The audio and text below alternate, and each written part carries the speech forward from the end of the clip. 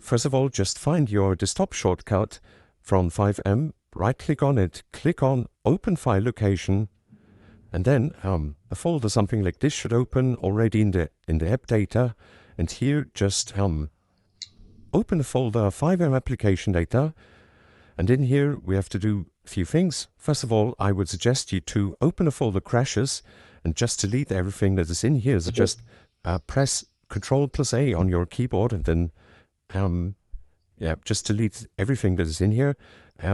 In order to do that, you need to close everything related to FiveM. So just make sure that nothing from FiveM is running, because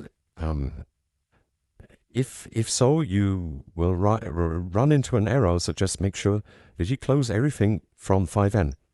Back to the application data, go into the data folder, and in here into the cache folder. And here again, just delete everything that is in here. Back to the data, and same thing for server cache.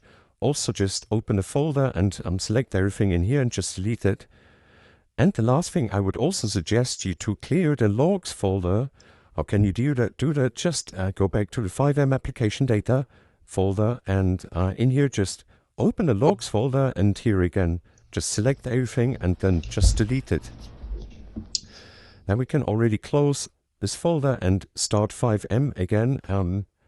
They should be fixed now. If so, leave a like, comment, and subscribe to my channel. If not, just also leave a comment, and I will write you back as soon as possible, and we will surely find a solution. But that's it. Wish you a wonderful day. See you in the next video. Bye.